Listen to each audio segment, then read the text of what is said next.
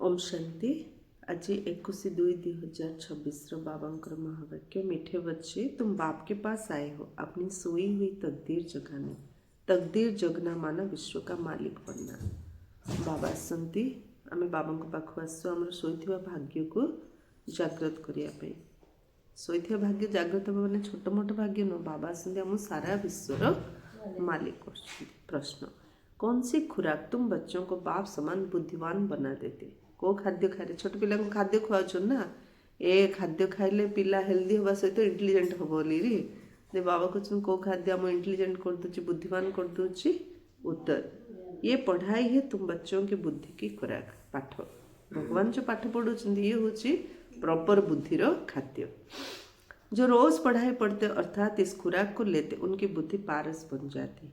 पारसनाथ बाप जो बुद्धिवानों की बुद्धि वो तुम्हें आप समान पारस बुद्धि बनाते। जी डेली बाबा घर आसी पाठ पढ़ुची। बाबा कहले बाबा समान से पारस बुद्धिवान हो जाऊँगी। कहीं बाबा पारसनाथ पढ़ी पढ़ी निज समान पारस बुद्धि कर दौरान। से बुद्धिवान संसार जिते बड़े इंटेलिजेंट लोक ताकू से इंटेलिजेंस से बुद्धि दबा वाला हेले बाबा सी आसे आम पढ़ुन तो आम के इंटेलिजेंट हो। गीत अच्छी तकदीर जगाकर आई हूँ। ओम शांति। गीत की लाइन सुनकर के भी मीठे मीठे बच्चों के रोमांस खड़े हो जाने चाहिए। बाबार गीत शुणिले बाबार कथा शुणिले आमर खुशी रोम टांकुरी उठियार अच्छी। है तो कॉमन गीत परंतु इनका सार और कोई नहीं जानते। बाप ही आकर गीत शास्त्र आदि का अर्थ समझाते। मीठे मीठे बच्चे ये भी जानते कि कलयुग में सबकी तकदीर सोई हुई कि क्या पाखे केते कौन थाए। कलिजुग समस्त भाग्य शोईकी अच्छे। बाबा आसले ही जे बाबा जानला तार भाग्य जागृत है। सत्युग में सबकी तकदीर जगी हुई है। सत्यजुग में समस्त भाग्य जागृत, कलिजुग में समस्त भाग्य सोई अवस्था। सोई हुई तकदीर को जगाने वाला और श्रीमत देने वाला अथवा तदबीर बनाने वाला एक ही बाप है। सोईथिबा भाग्य को जागृत करिए। द्वितीय रे बाबांकर श्रीमत बाबा श्रीमत दौरान। तृतीय रे पुरुषार्थ करोचंती केवल एक बाबा। जैसे बच्चे पैदा होते हैं और तकदीर जग जाते, बच्चा जन्म और उनको ये पता पड़ जाता है कि हम वारिस है। हुबहू ये फिर बेहद की बात है। छुआ जन्म होला ता बापार संपत्तिर अधिकारी। आमे बाबा कहले सारा संसार होची बाबांकर। ए संसार गोटे घर बाबांकर। तो आमे तांको घर जन्म हेले सी ही भगवान ही सृष्टि मालिक। जमी आम मानिगले बुझीगले स्वीकार करदे सेमती तांको संपत्तिर आमे अधिकारी है, उत्तराधिकारी है। बच्चे जानते कल्प कल्प हमारी तकदीर जगती है फिर सो जाती है। पावन बनते हैं तो तकदीर जगती है। नहीं गोटे पॉलिसी गोटे नियम बाबा रूल गोटे कहते पवित्र हेले माने भाग्य जागृत होला, पतित हेले माने भाग्य सोई पड़ला। पावन गृहस्थ आश्रम कहा जाता है। आश्रम अक्षर पवित्र होता है। पवित्र गृहस्थ आश्रम उनके अगेंस्ट फिर अपवित्र पतित गृहस्थ धर्म। आश्रम नहीं कहेंगे, गृहस्थ धर्म तो सबका है ही, जानवरों में भी है। डिफरेंट बाबा कहते पतित हेले ताकू गृहस्थ धर्म कहला। पशु पक्षी मध्य गृहस्थ धर्म पालन कर। पवित्र हेले ताकू अच्छे गृहस्थ आश्रम। बच्चे तो सब पैदा करते हैं, जानवरों को भी कहेंगे गृहस्थ धर्म है। अब बच्चे जानते हम स्वर्ग में पवित्र गृहस्थ आश्रम में थे, देवी देवता थे, उन्होंने महिमा भी गाते। सर्वगुण संपन्न 16 कला संपन्न तुम खुद भी गाते थे। अब समझते हो हम मनुष्य से देवता फिर से बन रहे हैं। दिन आमे मध्य गाउथिले देवता मानकर महिमा करथिले, एबे निजे फील करछे आमे ही देवता हबा। गायन भी है मनुष्य से देवता किए करत ना लागे बार। भगवान के समय लज गोटे सेकेंड मनीष से देवता ज्ञान बुझीगले माने आरंभ है पुरुषार्थ। पुरुषार्थ करे टाइम लजे ज्ञान बुझापी गोटे सेकेंड। ब्रह्मा विष्णु शंकर को भी देवता कहते। ब्रह्मा देवता है नमो, फिर कहते शिव परमात्मा है नमो। अभी उनका अर्थ भी तुम जानते हो, वो तो अंधश्रद्धा से सिर्फ कह देते। अब शंकर देवता है नमो कहेंगे, शिव के लिए कहेंगे शिव परमात्मा है नमो, तो फर्क हुआ ना। वो देवता हो गया, वो परमात्मा हो गया। शिव और शंकर को एक कह नहीं सकते। तुम जानते हो हम बरोबर पत्थर बुद्धि थे, अब पारस बुद्धि बन रहे हैं। देवताओं को तो पत्थर बुद्धि नहीं कहेंगे। फिर ड्रामा अनुसार रावण राज्य में सीढ़ी उतरनी है, पारस बुद्धि से पत्थर बुद्धि बनना है। सबसे बुद्धिमान तो एक ही बाप है। देवता मानकर महिमा करछु देवता माने श्रेष्ठ थिले किंतु पारसर पत्थर हेले किंतु बाबा जणे केबे मते पत्थर परि होनते सदा पारस सेथिपई जणे बाबा ही समस्त बुद्धिवान जे अप एंड डाउन तक बुद्धिवान कह बाबा केबे डाउन होना बाबा सब ऊपर उच्च स्थिति से बुद्धिवान तो केवल एक बाबा अभी तुम्हारी बुद्धि में दम नहीं रहा है एति बुझिया मत बुद्धि रे दम तैयार अच्छे ना बाप उनको बैठ पारस बुद्धि बनाते तुम यहाँ आते हो पारस बुद्धि बनने पारसनाथ के भी मंदिर है वहां मेले लगते हैं परंतु ये किसको पता नहीं कि पारसनाथ कौन है वास्तव में पारस बनाने वाला तो बाप ही है बाबा को पारसनाथ कहीं कहे बाबा आमको पारस पर आम बुद्धिटा को पारस कर दूसरे से बाबा को पारसनाथ ना रे मन पूजा कर मंदिर भी अच्छे से ना रे परंतु ये किसको पता नहीं कि पारसनाथ कौन है वास्तव में पारस बनाने वाला तो बाप ही है वो है बुद्धिमानों की बुद्धि ये ज्ञान है तुम बच्चों की बुद्धि के लिए खुराक इससे बुद्धि कितना पलटती है ज्ञान शुणी शुणी लाइफ बदली जाऊँ ना नहीं बुद्धि बदली जाऊँ ना संस्कार बदली जाऊँ ना नहीं तो बुद्धि की बदलायार खाद्य पतला मनीष को निरोगी हृष्टपुष्ट करने खाद्य का मेन रोल प्ले करना दुर्बल मन को हृष्टपुष्ट करने भगवान पाठ नहीं कि ये ज्ञान ही दुर्बल मन को शक्तिशाली कर पार्छ ये दुनिया है कांटों का जंगल कितना एक दो को दुख देते हैं एमतिया बुद्धि को बाबा आसी बदलाउछंती कंटार जंगल दुनिया रे मनीष जने जन को परस्पर को दुख ही दियंती अभी हे ही तम प्रधान रौरव नर्क आपको कौन टाइटल देले बाबा रौरव नर्क तम प्रधान रौरव नर्क गरुड़ पुराण में तो बहुत रोचक बातें लिख दी है नरक रे केमती दंड दिया हो गरुड़ पुराण रे तार वर्णना कराई अभी तुम बच्चों की बुद्धि को खुराक मिल रही है बेहद का बाप खुराक दे रहे हैं ये पढ़ाई इसको ज्ञान अमृत भी कहते हैं कोई जल्लादी है नहीं आजकल सब चीजों को अमृत कह देते गंगा जल को भी अमृत कहते देवताओं के पैर धोकर पानी रखते हैं उसको अमृत कह देते अब ये भी बुद्धि से समझने की बात है ना ये अंजलि अमृत है व पतित पावनी गंगा का जल अमृत है ये ज्ञान अंजलि अमृत ना पतित पावन गंगा जल अमृत बाबा के लिए बुझियार कथा ना अंजलि जो देते वो ऐसे नहीं कहते कि ये पतितों को पावन बनाने वाला है गंगा जल के लिए कहते पतित पावनी कहते भी है मनुष्य मरे तो गंगा जल मुख में हो तो दिखाते अर्जुन ने बाण मारा फिर अमृत जल पिलाया तुम बच्चों ने कोई बाण आदि नहीं पिलाया चलाए एक गांव है जब बाणों से लड़ते वहां के राजा को ईश्वर का अवतार कहते अब ईश्वर का अवतार तो कोई हो नहीं सकता नहीं क्वाड स्टोरी क्वाड लिंक कर दे बाण मारी अर्जुन गंगा जल बाहर कले तो गोटे गाँव में सब बाण आगे युद्ध कर राजा को कौन भाविदेले ईश्वर भाविदेले तो बाबा कौन कहले बाबा छड़ा के ईश्वर है ही नहीं दुनिया रे वास्तव में सच्चा सच्चा सदगुरु तो एक ही है जो सर्व का सदगति दाता है जो सभी आत्माओं को साथ ले जाते बाप के सिवाय वापिस कोई भी ले जा नहीं सकता ब्रह्म में लीन हो जाने की भी बात नहीं है ये नाटक बना हुआ है बाबा साथी नौचन बाबा को छड़ा कि नहीं पारियो नहीं कि ब्रह्म मध्य के लीन है पारियो नहीं ये नाटक ही तैयारी है सृष्टि का चक्र अनादि फिरता ही रहता वर्ल्ड की हिस्ट्री ज्योग्राफी कैसे रिपीट होती है ये अभी तुम जानते हो सारा सृष्टि वर्ल्ड हिस्ट्री ज्योग्राफी केमती रिपीट हो आम ही जानचो और कोई नहीं जानता मनुष्य अर्थात आत्माएं अपने बाप रचयिता को भी नहीं जानते जिसको याद भी करते हो गॉड फादर हद के बाप को कभी गॉड फादर नहीं कहेंगे गॉड फादर अक्षर बहुत रिस्पेक्ट से कहते हैं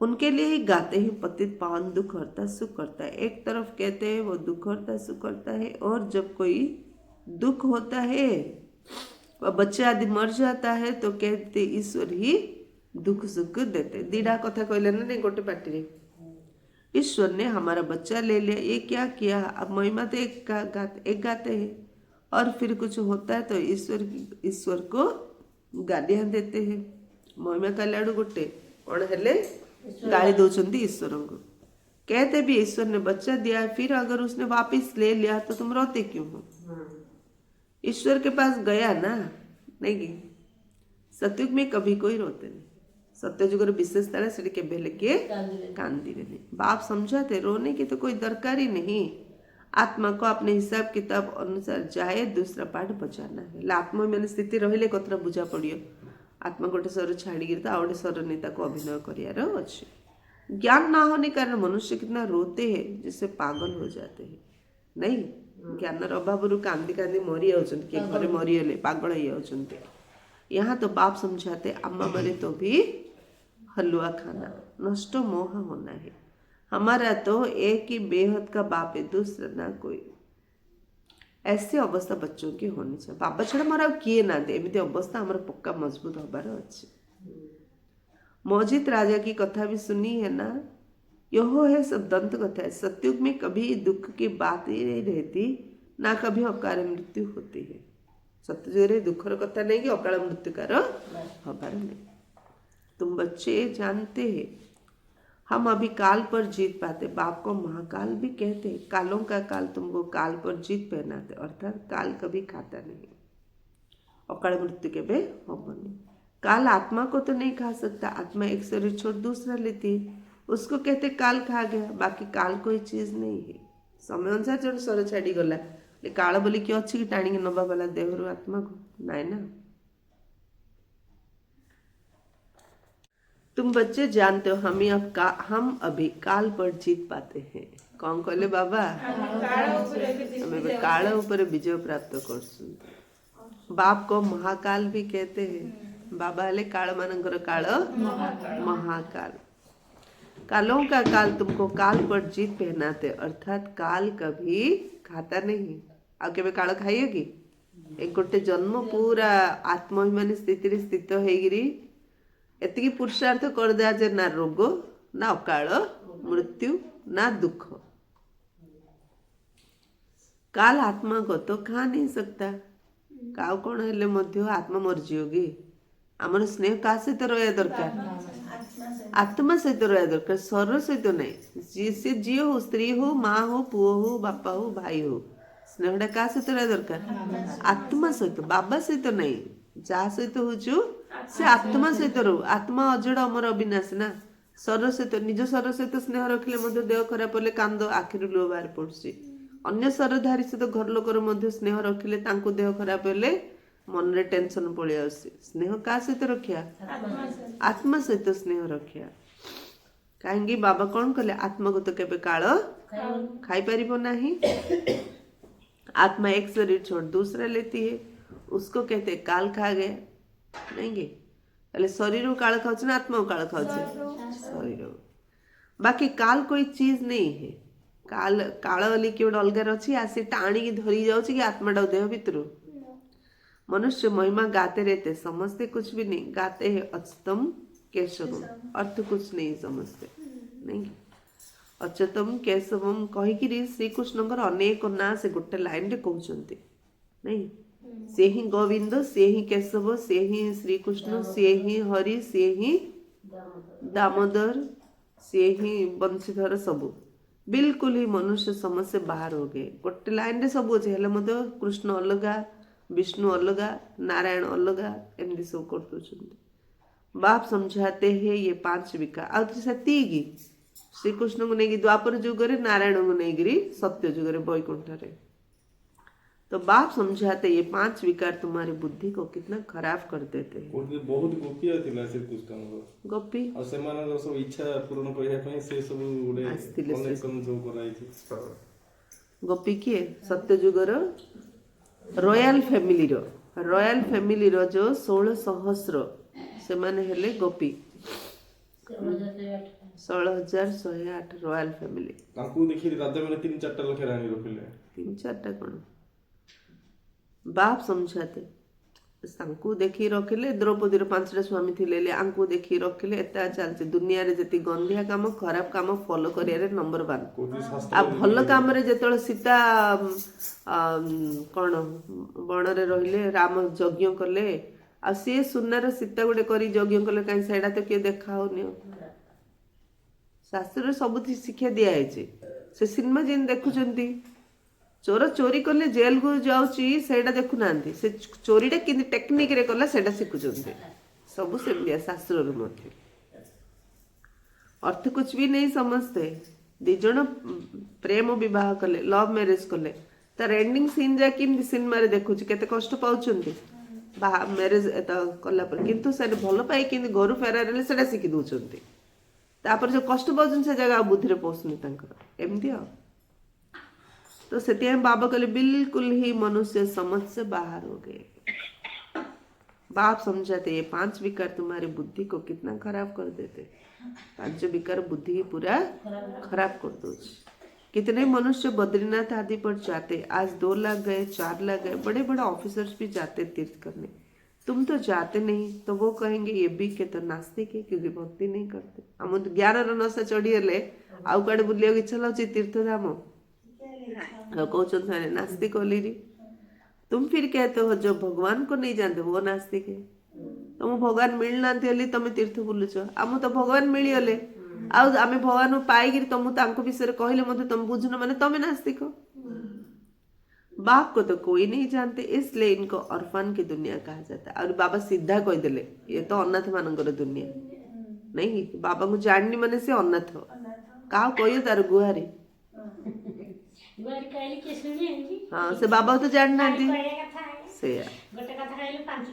तो कितना आपस में लड़ते झगड़ते रहते हैं। गोटे कथा कहले 5टा कथा माने केते झगड़ा कर। सारी दुनिया बाबा का घर है ना। बाप सारी दुनिया के बच्चों को पति से पावन बनाने आते। आधा कल बरोबर पावन दुनिया थी ना, गाते भी है राम राजा राम प्रजा राम साहुकारे। वहां फिर अधर्म की बात कैसे हो सकती। जमती राजा राम राम सेमती प्रजा सेमती साहुकार समस्ते रामों को समान चरित्रवान थे, तो सेठी अधर्म कथा आसला पड़े। कहते भी है वहां शेर बकरी इकट्ठे जल पीते, फिर वहां रावण आदि कहां से आए।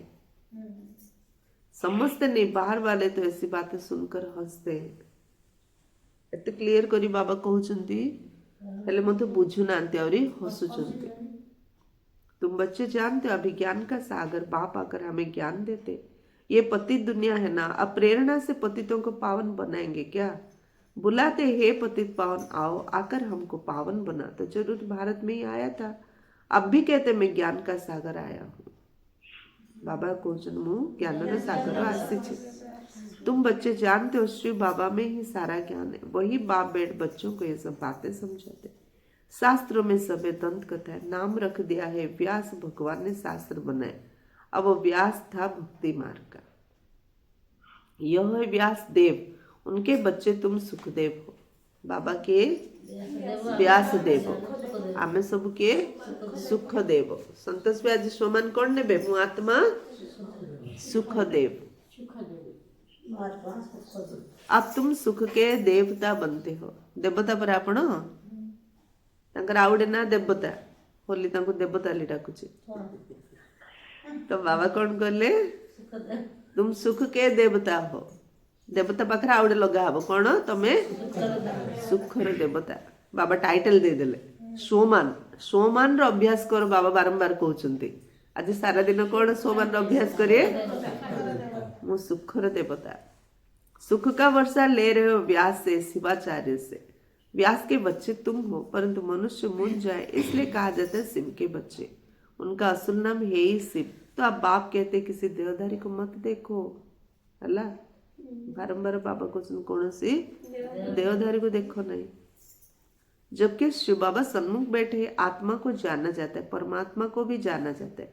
वो परम पिता परमात्मा शिव वही आकर पतित से पावन बनने का रास्ता बताते। कहते हैं मैं तुम आत्माओं का बाप हूँ। आत्मा को रियलाइज किया जाता है, देखा नहीं जाता है ହେଲା। आत्मा को रियलाइज करा जाए, देखा जाए नहीं। बाप पूछते अब तुमने अपनी आत्मा को रियलाइज किया है कहीं किए निज आत्मा को रियलाइज कर हाथ देखिल कर समस्ते प्रमिला भणी अनुभव कर ना।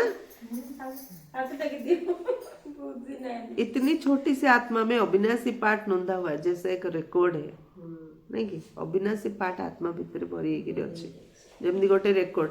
तो 5000 वर्ष तले शांति भौणी की देह असुस्थ होता ना नहीं, भल होता ना नहीं, होता रेकर्डटा ना रिपीट हो ना नहीं। तुम जानते हो हम आत्मा ही शरीर धारण करते। पहले तुम देह अभिमानी थे, अब देही अभिमानी हो। तुम जानते हो हम आत्मा 84 जन्म लेती है, उनका एंड नहीं होता। ये तो चली थी साइकिल साइकिल घुरुथ्यो आर एंडिंग किसी नहीं। कोई कोई पूछते हैं ये ड्रामा कब से शुरू हुआ, परंतु ये तो अनादि है, कभी विनाश नहीं होता। इनको कहा जाता है बना बनाया अविनाशी वर्ल्ड ड्रामा। एमती चली ये बना बनाया अविनाशी वर्ल्ड ड्रामा। जो भी कथा चिंता हेले ड्रामार मेन मेन पॉइंट सब मन पके। ड्रामा कल्याणकारी, ड्रामा मजबूत करुचे, ड्रामा आगू नौचे, ड्रामा रे जा है सेटा फिक्स। केते कोन ड्रामार पॉइंट नोट करियो बसी केते पॉइंट बाहरियो। ये ड्रामा बना बनाया, ये ड्रामा अविनाशी। तो बाप बेट बच्चों को समझाते जैसे अनपढ़ बच्चों को पढ़ाई दी जाती है। अपाठुआ पाठ पढ़ा ना, आम सब अपाठुआ, बाबा श्री पाठ पढ़ाऊँ। आत्मा ही शरीर में रहती है, यह है पत्थर बुद्धि के लिए फूड। बाबा पाठ पढ़ाऊँ लेखियार शिखु ना लेखियार शिखुछन ना। गोटे माता तार निजर सर्दी के लेखियार बनी सदी मंदी लक्ष्य लक्ष्यार अछि। मଣିଷର लक्ष्य काई गोटे माताडी से पूरा माता ने भौणीटा बिल्कुल पाठ आसुनथला आश्रम रे आसी रहीगले। बाबा तांको सूक्ष्म बतन रे मुरली लेखियार पढ़ियार सब शिखेइछन्ते। सब तांकर अनुभव सुनियो यूट्यूब रे आसी सब सूक्ष्म बतन रे ब्रह्म बाबा तांको मुरली लेखियार मुरली पढ़ियार सब शिखेइछन्ते। हां लक्ष्य आ गोटे माता बिल्कुल पाठ पढ़ नांते, मात्र पूरा मुरली शुणी देवे शुणी से लक्ष्य कहीं आश्रम वाले जो शांति आए मुरली किए शुणुची से शांति रे रुहो चल तापरे घर काम लगे ना नहीं। तो यह है पत्थर बुद्धि के लिए फूड। बुद्धि को समझ मिलते। तुम बच्चों के लिए बाबा ने चित्र बनवाए, बहुत सहज है। यह है त्रिमूर्ति ब्रह्मा विष्णु शंकर। अब ब्रह्मा को भी त्रिमूर्ति क्यों कहते हैं? देव देव महादेव एक दो के ऊपर रखते हैं, अर्थ कुछ भी नहीं जानते। अब ब्रह्मा देवता कैसे हो सकता है? प्रजापिता ब्रह्मा तो यहाँ होना चाहिए। ये बातें कोई शास्त्र में नहीं है। ब्रह्मा देवता की ब्रह्मा मनुष्य ना नहीं, एते क्लियर कथा। ब्रह्मा मनुष्य, ये बातें कोई शास्त्र में नहीं है। बाप कहते मैं इस शरीर में प्रवेश कर इन द्वारा तुमको समझाता हूँ, इनको अपना बनाता हूँ, इनके बहुत जन्मों के अंत में आता हूँ। ब्रह्मा को शिव बाबा निजर करी तांकर शेष शरीर आसुंती क्लियर करी बाबा कहते ना नहीं प्रत्येक कथा। ये भी 5 विकारों का संन्यास करते हैं। संन्यास करने वाले को योगी ऋषि कहा जाता है। जोगी ऋषि कहा बुझिए कौन सन्यासी कले जे 5 विकार सन्यासी कर जोगी, ऋषि। श्रीकृष्णଙ୍କର ଶେଷ ଜନ୍ମ ବ୍ରହ୍ମା ମାନେ ବ୍ରହ୍ମା ବା ଶ୍ରୀକୃଷ୍ଣ मध्ये सोसाइटी बिल्कुल एक्सेप्ट करना। सोसाइटी केमती एक्सेप्ट करियो? केमती एक्सेप्ट करियो? तम बापा को तुम जान लो, तम बापा तुम घर कथा बुझले, तुम कथा बुझले, तुम तांको जान लो, ताके तुम जान ले। तुम रागिले कि कौन माड़ बाजिले, तुम बापा तुम ध्यान देव मो पिलेटा बाजिन तो आउ जड़े कौन पे काम इंदी करछ जिंस भागी आउछली कोई ना नहीं सेमदी बाबार पिला बाबा जाने सारा दुनिया जानी से तो नास्ती कली बाबा कुछ बुद्धि पत्थर ये कुछ ना। संन्यास करने वाले को योगी ऋषि कहा जाता है। अभी तुम राज ऋषि बने, आम सब किए राज ऋषि। ता पूर्व कौन कहते टाइटल बाबा? सुख देवता। 5 विकारों का संन्यास तुमने किया तो नाम बदलता है। तुम तो राजयोगी बनते हो, तुम प्रतिज्ञा करते हो। वो सन्यासी लोग तो घर बार छोड़ चले जाते। यहाँ तो स्त्री पुरुष इकट्ठे रहते, प्रतिज्ञा करते हम विकार में कभी नहीं जाएंगे। मूल बात है ही विकार की। तुम बच्चे जानते हो शिव बाबा रचयिता है, वो नई रचना रचते, वो बीज रूप सच्चित आनंद का सागर ज्ञान का सागर है। स्थापना विनाश पालना कैसे करते हैं और ये बाप जानते हैं, मनुष्य नहीं जानते। फट से कह देते तुम भी के तो दुनिया का विनाश करेगी। अच्छा तुम्हारे मुख में गुलाब तो बोले विनाश विनाश कोई तुम विनाश कर दो। बाबा कहले हो तुम मुख रे गुलाब जामुन। कहते ये तो विनाश के लिए निमित्त बने, ना शास्त्रों को, ना भक्ति को, ना गुरुओं को मानते, सिर्फ अपने दादा को ही मानती है। दादा के ब्रह्मा बाबा। लेकिन बाप तो खुद कहते ये 25 शरीर मैंने इनमें प्रवेश किया है, तो क्रेडिट ब्रह्मा बाबा मध्य नहीं कारण शिव बाबा। शिव बाबा ब्रह्मा देह आसी तो पति दुनिया में तो कोई पावन होता नहीं। मनुष्य तो जो सुनी सुनाई बातें सुनते हैं वो बोल देते, ऐसे सुनी सुनाई बातों से तो भारत दुर्गति को पाया है। जहाँ शुणिले ताहा कहले या द्वारा ही भारतर दुर्गति ହେଇଛି। ଏବେ ସାଧାରଣରେ ଦି ଜଣ ଝଗଡ଼ା କଲେ ଆମେ ଜଣଙ୍କର କଥା ଯଦି ଶୁଣୁଥିବା ହେଲେ ଆମେ କ'ଣ ସିଏକା ରାଇଟ୍ ବୋଲି ଭାବୁଥାଉଛେ। ଦି ଆଡୁ ଜାଣିଲେ ଶୁଣିଲେ ଆମେ ଜାଣୁଛେ ଯେ ପ୍ରକୃତର ସତ କଥାଟା କ'ଣ। ସେମିତି ଶାସ୍ତ୍ର ଭଗବାନଙ୍କ ବିଷୟରେ ଯିଏ ଯିଏ କହି ଗଲେ ଶୁଣିବେ। ଏବେ ଭଗବାନ କ'ଣ କହୁଛନ୍ତି ଶୁଣ ଆଉ ସେଇଟା ଶୁଣିବାର ନାହିଁ। ହେଲେ ତମେ ଆଡଟା କେମିତି ଜାଣିବ? ସେ ଦିଟା ମଣିଷର ଜିନିଷ କଥାଟା ଶୁଣିଲେ ରାଇଟ୍ କ'ଣ ଜାଣିବ। ସେମିତି ଭକ୍ତ ଭଗବାନ ବିଷୟରେ କଲେ ଏବେ ଭଗବାନ ନିଜ ବିଷୟରେ କ'ଣ କହୁଛନ୍ତି ଶୁଣିଲେ ତ ଆମେ ଜାଣିବା ରାଇଟ୍ କଥାଟା କ'ଣ। ऐसे ऐसे सुनाई बातों से तो भारत दुर्गति को पाया है। जन कथा शुणिकी आम भारत दुर्गति आम दी जन झगड़ा करते जनकर कथा शुणिले आमर तांकर तो दुर्गति हम ही हम जे शुणे तार दुर्गति ही हम। तो बाप आकर सच सुनाए सबकी सदगति करते तेणु बाबा से सत्य शुणिकी समस्त सदगति कर।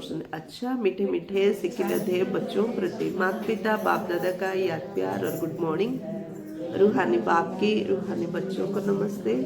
हम रूहानी बच्चों की रूहानी बाप दादा को याद प्यार गुड मॉर्निंग और नमस्ते नमस्ते नमस्ते। सदा रहो हंसते हंसते बन जाएंगे फरिश्ते।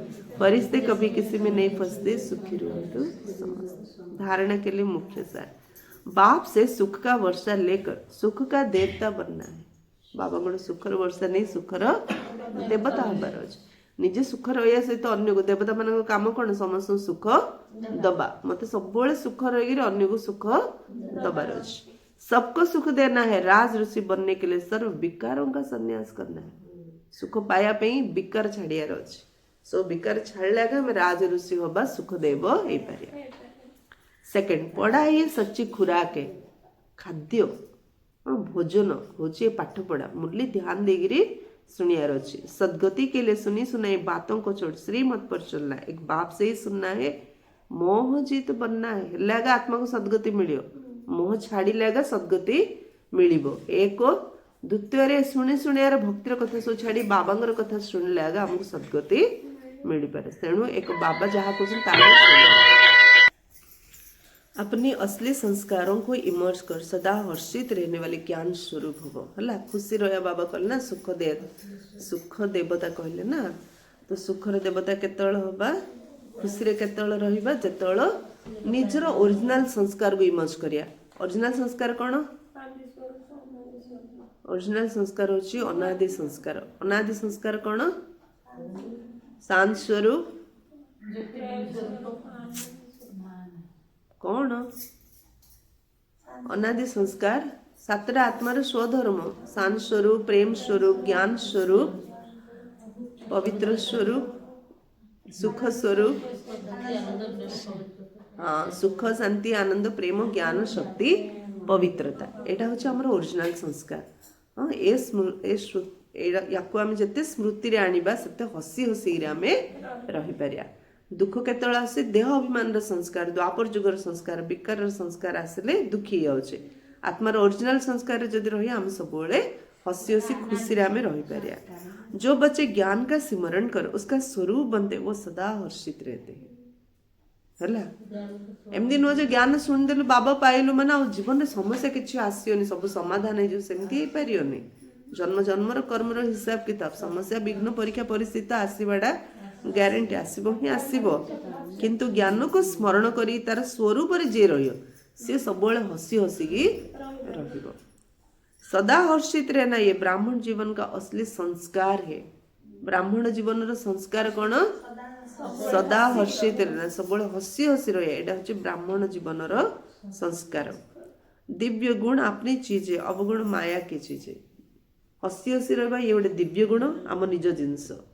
हसर उल्टा जोड़ा सेटा दिव्य गुण नहीं से कार जिनस मायार जिनस। अर्थात हस हस चेहरा मो पिला आने जे मुह सुखुच कांच सब मायार जो सियाड़े।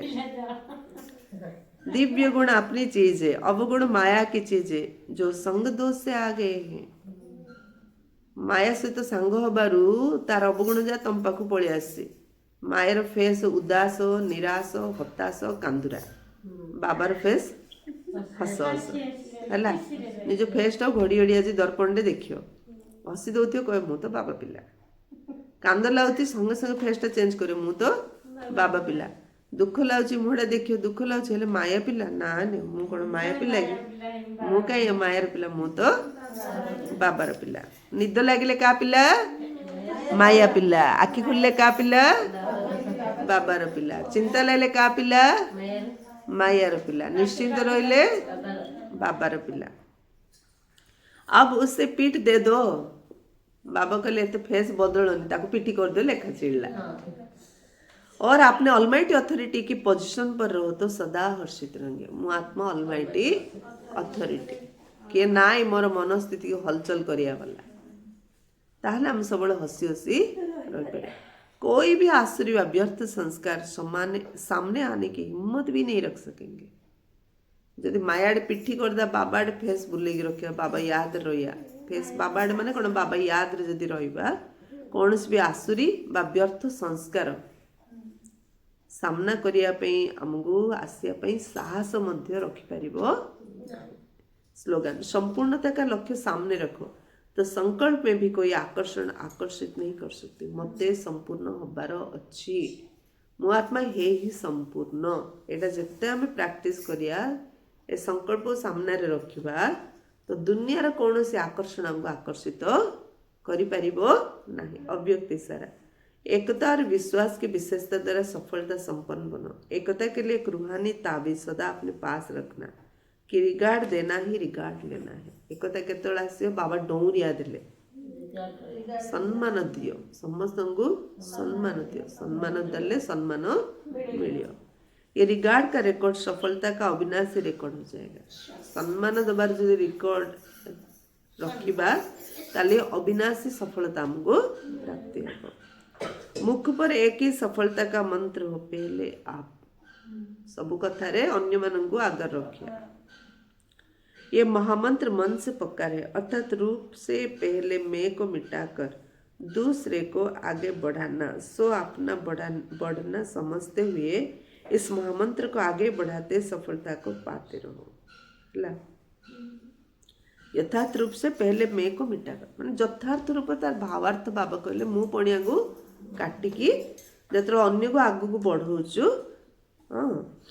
अन्य को आगु बढ़ा ये महामंत्र भाविले मु पणिया काटिकी अन्य को आगु बढ़ेले एटा का महामंत्र जदि भाविबा ताहले आमे सब आगु को बढ़ी चलिबा सफलता को पाई चलिबा। ये मंत्र डौरिया परि सब काम करियो नहीं कि आ बाबांकर प्रत्यक्षतार वाद्य यंत्र बाज्य। अच्छा ओम शांति।